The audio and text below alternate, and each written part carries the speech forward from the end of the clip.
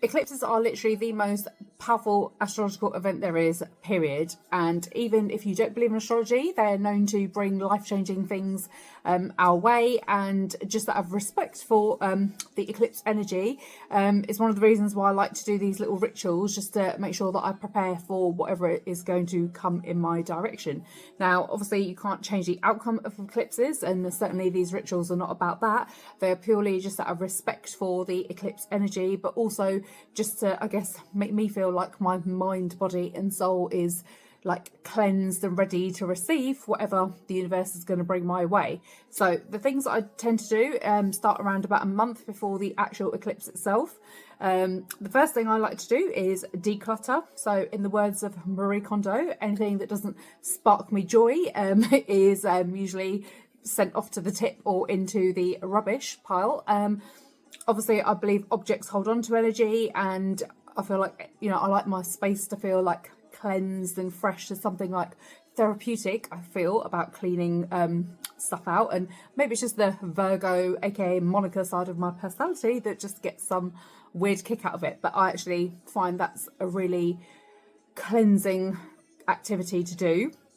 The second thing that I like to do is to get my body physically ready as well. So I will go for appointments such as Reiki, which is what I've done this time around, or I can do reflexology, acupuncture, or even yoga are some of the examples of getting your body and making sure your chakras are all in sync with the universe, if you like. And this time around, I actually even went for a colonic hydrotherapy, which is something I've done before, but I feel like, you know, your gut literally, in the actual literal sense, holds on to energy. So that's something that I wanted to do this time around, just to make sure that, you know, I keep the good vibes flowing all the way throughout.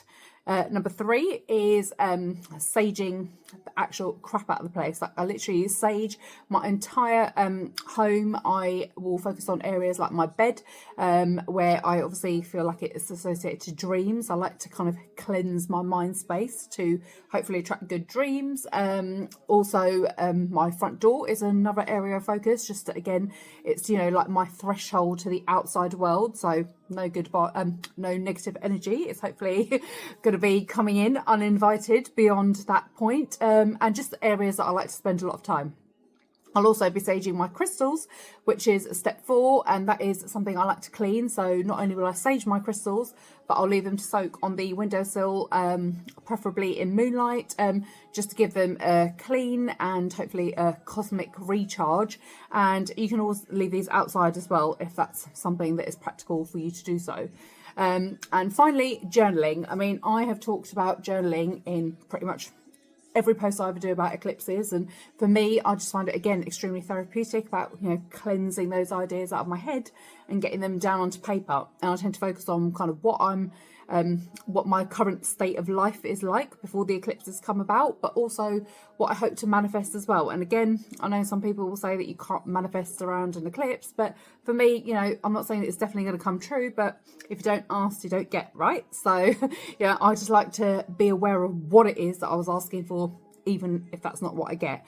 And all of these rituals combined help show the universe that I'm ready to receive whatever will hopefully be blessings that are coming my way, but sometimes these can be disguised in the form of challenges as well. So if you've got any rituals that you do around full moons or new moons, I'd love to know what they are.